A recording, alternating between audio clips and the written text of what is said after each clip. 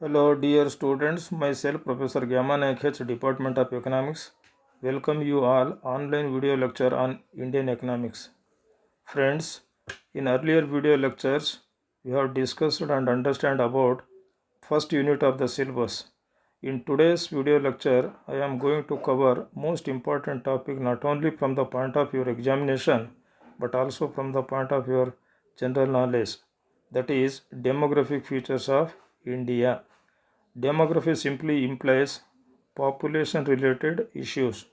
In this unit, we are going to discuss the various subtopics, namely introduction and size of population, causes for rapid growth of population, density of population and factor determining density of population, sex ratio, meaning and trends, adverse effects of rapid growth of population on Indian economy, remedial measures to control rapid growth of population, demographic dividend meaning and advantages.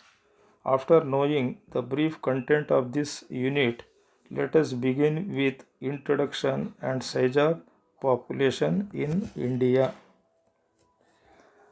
Friends, India is the second largest populated country in the world after China.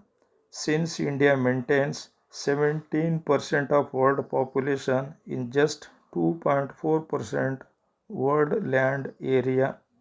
Further, India ranks second in terms of world population and seventh in terms of size of land area.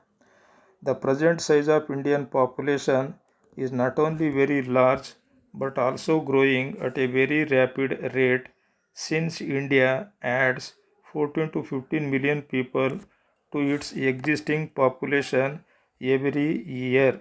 By looking this scenario, we have to understand what is the pressure of population on geographical land area. Now, let us see the size of population growth during different census period in India.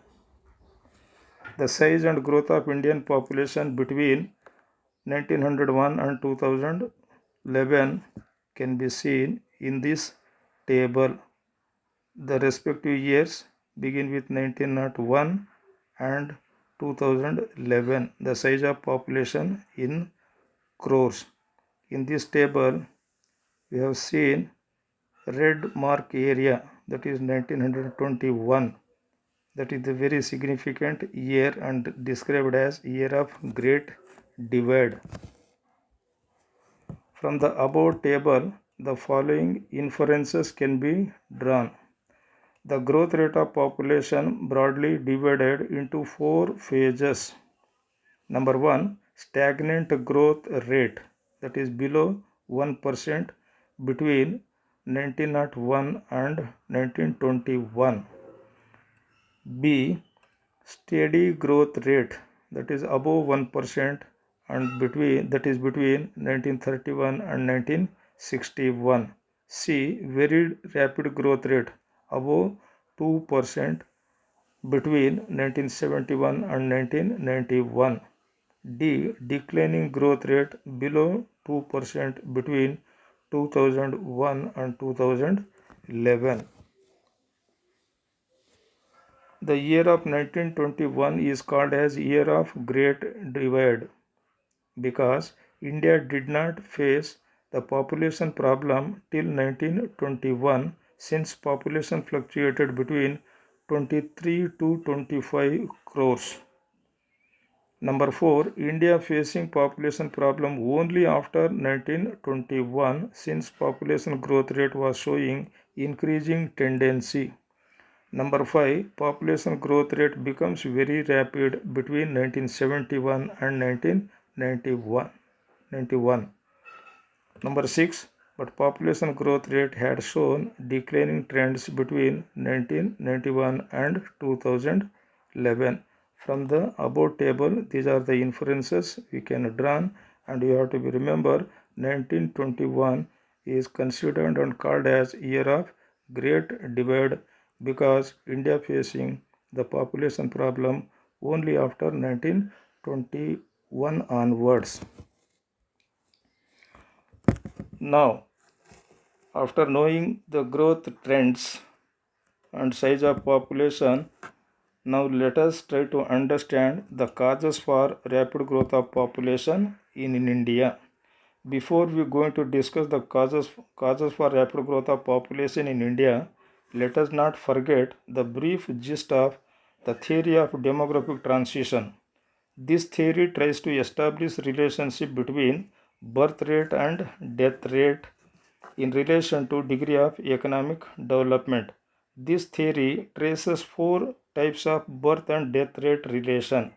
In the first stage, high birth rate and low death rate, that is primitive stage in the early period of economic development. In the second stage, high birth rate and low death rate. India is in the second stage of demographic transition, that is high birth rate and low death rate. Third stage is declining birth rate and death rate. Fourth stage, low birth rate, low birth rate and low death rate. Both are low in the fourth stage, that is advanced stage. According to this theory, the gap between birth rate and death rate responsible for rapid growth of population in a country.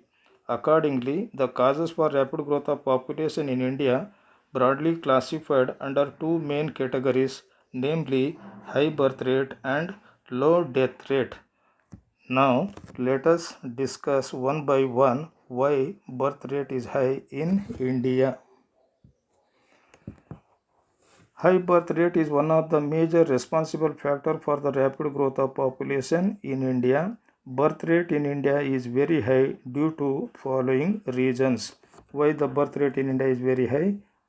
These are the following reasons we have to discuss one by one. Number one, climatic condition. As all of you know, India is a tropical country with a hot climate. Since India being a tropical country with a hot climate, boys and girls gets maturity at an early age and increases the span of births and results in more population. Second fact responsible for high birth rate is early marriage. The practice of early marriage generally increases the span of childbearing capacity of Indian women up to 45 years. The long span of childbearing capacity also responsible for more births and more population. Third fact is universal marriage. Marriage in India not only take place at an early age but also becomes universal. That means everyone would like to get married and likes to have children, since people who remain unmarried look down in the society. Next fact is desire to have male child. Desire to have male child is another reason for high birth rate. Couples generally engaged in procreation till they get male child irrespective of number of children in the family. Next one is declining infant and maternal mortality rate. Declining infant and maternal mortality rate due to improved medical facility also responsible for high birth rate in India.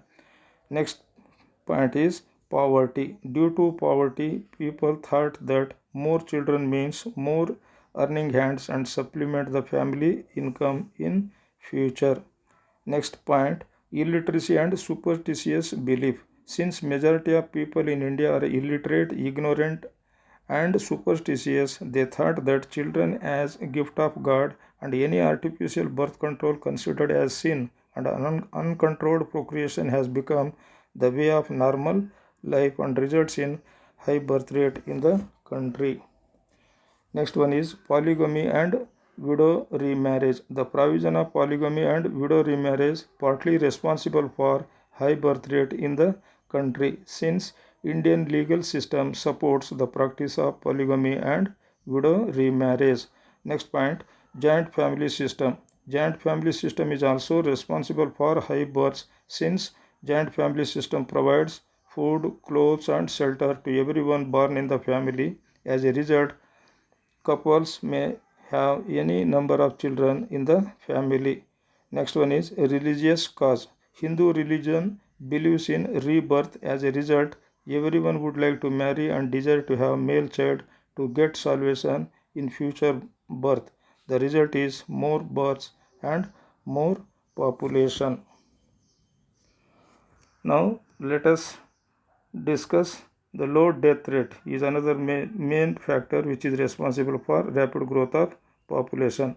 Low death rate is another major responsible factor for the rapid growth of population in India. Death rate in India declining in recent years due to following reasons. Why death rate is declining? That can be seen one by one in the following slide. Number one, effective control of epidemic diseases like plague, cholera, smallpox, etc. Number two, control of deaths from hunger and starvation through large supply of food grains. Number three, control of infant and maternal mortality rate through medical facilities. Number four, provision of improved sanitation and health facilities. Number five, provision of better transport and communication facility. Number six, widespread awareness through education. Number seven, increased use of family planning methods. These are the some of the factors why the death rate is declining drastically in India. Thus, the gap between birth rate and death rate has been responsible for the rapid growth of population in India. In conclusion, we have to say that therefore, the need of the hour is to check the rapid growth of population. Otherwise, population bomb may explode at any time and destroy the whole nation, since population bomb is more dangerous than nuclear bomb. So with this I conclude today's lecture. We shall discuss another topic of this unit in the next class. Thank you.